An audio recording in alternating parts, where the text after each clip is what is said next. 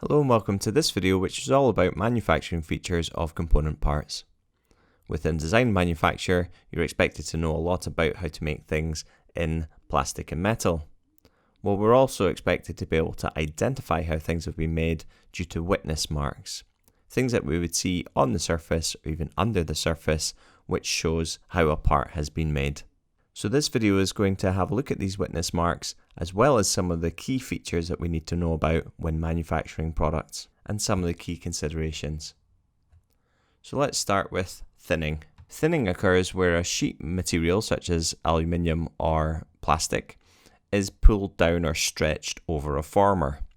In metal, this is known as press forming, and in plastic, this is known as vacuum forming, where we start off with a sheet material and it's stretched down over the former. In the corners here where we see the simulation having been carried out, we can see the stresses going through the corners predominantly. The material on the main body of the part is under not much stress at all.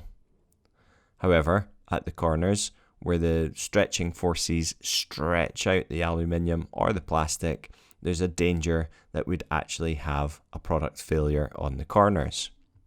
This is because these are the areas with the highest stress going through the material.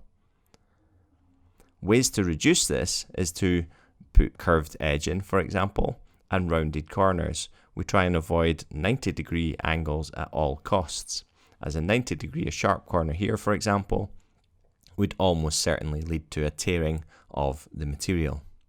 So as it says in the note below, thinning of sheet material occurs when plastic or metal sheet is pulled/pressed over a former. The corners undergo the highest stress. Ways to reduce this stress are rounding the corners and rounding the edges itself. Surface finish is something else you need to be familiar with. It's not often the case that we try and create the smoothest, sleekest surface onto a material. Indeed, sometimes we will apply a very bumpy surface onto the material. And it kind of depends on the requirements of the product. If this is going to be a sleek, smooth kettle for your kitchen environment, the chances are it's going to have a very smooth surface finish. If it's a park bench or say a plastic bin that's going to spend all its life in the street, the chances are it's going to have a much rougher surface finish. This is due to the aesthetics that we're looking for. Is it more important that it's more sleek and smooth, or perhaps the rougher surface is more likely to prevent scratches?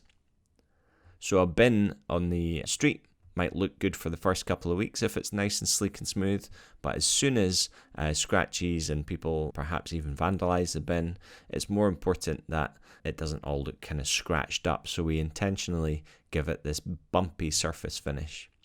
And indeed, depending on the rough treatment of the part, it might even get a very, very bumpy surface finish. Again, it helps disguise scratches over the surface itself. So as it says at the bottom there, surface finish, depending on the requirements of the product, the surface itself can be altered, either after manufacture, as above, or the mold itself could have textured walls, useful for extra grip or anti-scratch.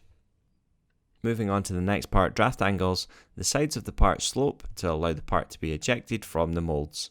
If the sides do not slope, a part can get stuck. So if we consider this part here, this blue part's being created. As the mold itself moves backwards, this part is then pushed out of the mold and drops onto the next part of the manufacturing process. So what we're looking for is for a slight angle here to allow these parts to be ejected easily and without getting stuck. Now once these two parts of the mold move out, this blue part here could theoretically get stuck even with forces pushing on the other side of the part. That's because there are no draft angles. Even worse, if we imagine a kind of negative draft angle, so if we fill this part in like this, as you can see, this part would be permanently stuck within the mold. There is literally no way to get this part out. If this has been injection molded, for example, the mold breaks apart. even with pressure going this way, there's no way for this blue part to be ejected through this small opening. So that's what draft angles allow us to do. It allows us to eject the parts easily from the mold without them getting stuck. So a draft angle in its simplest terms is all to do with this sloping side, which allows these parts to be ejected easily without damage to the part.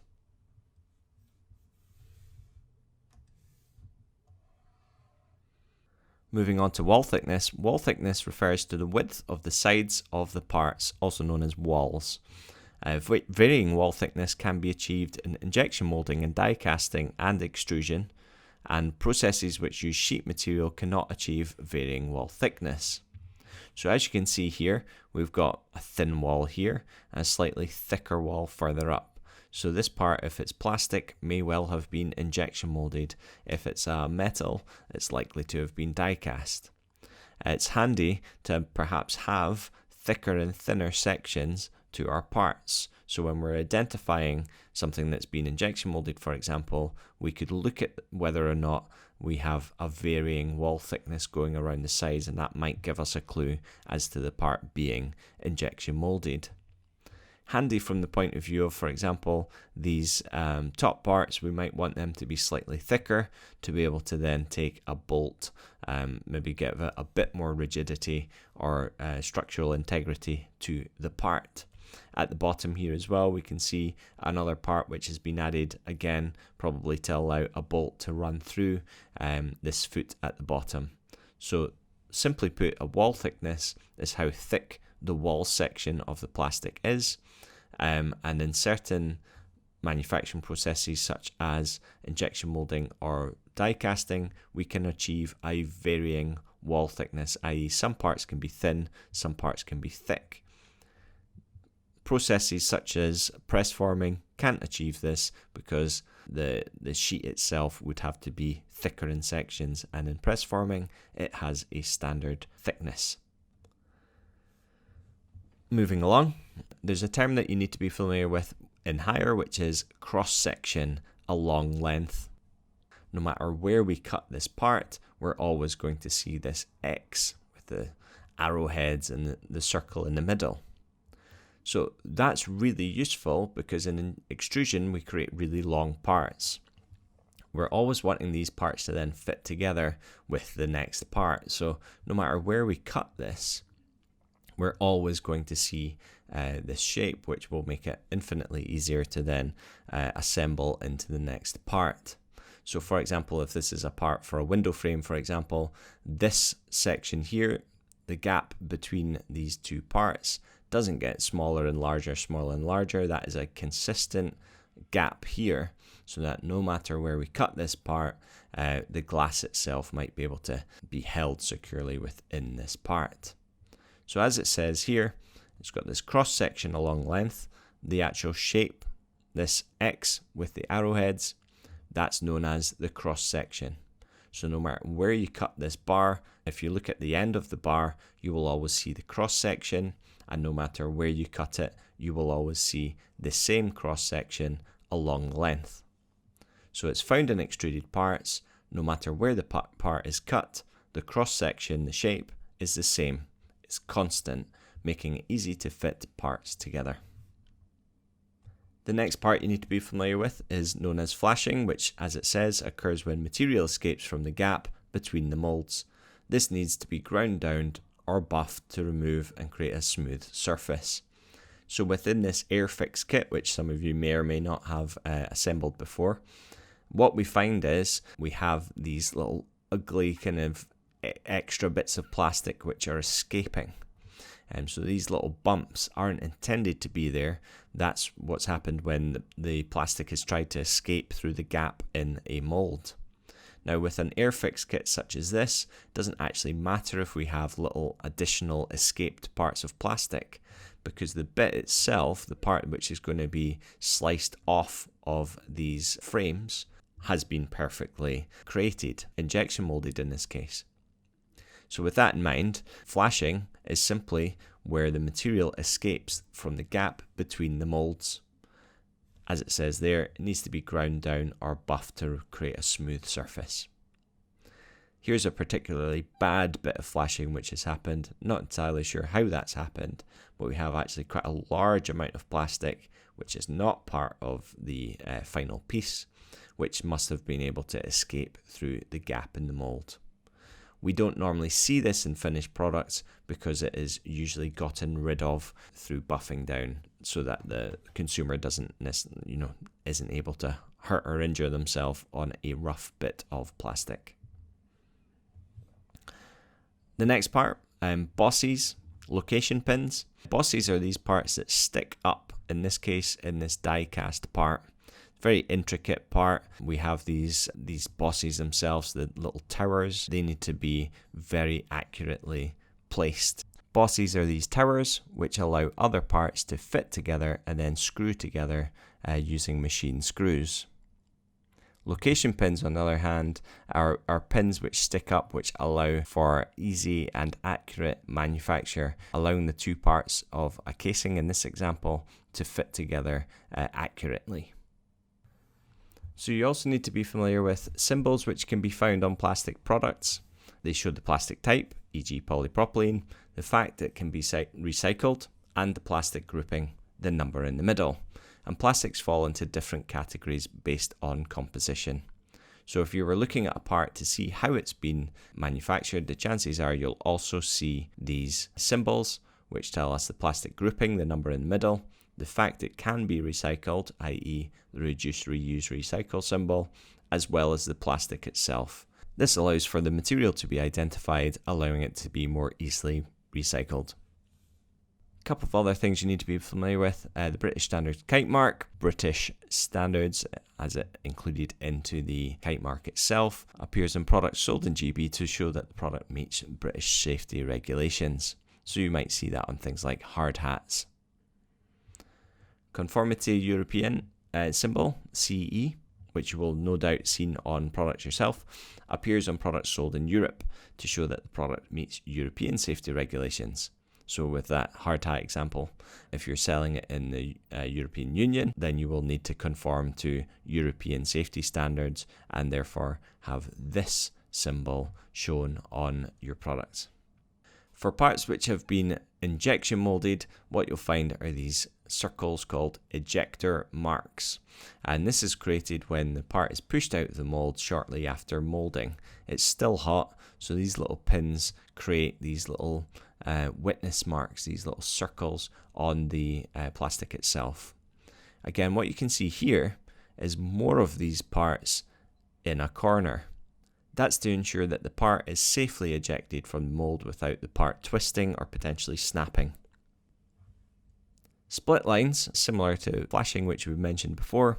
Split lines occur where the two halves of the mold meet and you get this very fine line of plastic, a little ridge of plastic running the whole way along. So we can actually tell that the part has been injection molded due to the fact that we have these split lines running the whole way around the product.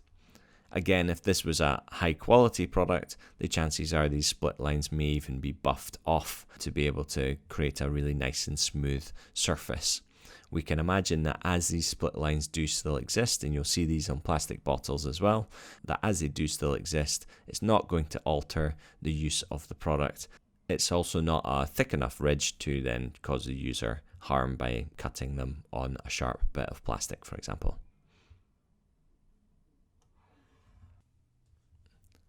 Last thing, we can often see ribs, these parts here, used to support structures such as walls and bosses. So remember, the boss is the part that sticks up, ready for, say, a threaded part to screw together. And we can see here these ribs which are used to support the structure to ensure that this part, if there's forces and stresses going through these parts, this adds that bit more stability to the part. Much in the same way that webs work, used to support structures over the surface of the part, adds strength and increases rigidity. That's useful for when a designer doesn't want a part to flex. So for example, if you were to take your PS4 or 5 controller apart, what you'll find are these strengthening webs. It gives the part much more strength and stability, useful for rage quits and slamming your controller off the ground. The designer has taken this into consideration and almost certainly applied these webs within the design itself. So there you have it, a quick run through of manufacturing features of component parts. As I mentioned right at the start, you're not only expected to know about how products are made, i.e. in plastic and metal, but also being able to identify that through these witness marks. So for example, ejector marks, split lines, draft angles, flashing. You're also expected to know about features of the parts, for example, thinning of weakened areas around corners, as well as features such as wall thickness. You're also expected to know which manufacturing processes are able to achieve varying wall thickness, for example. Okay, so hopefully you found that useful. Thanks for listening.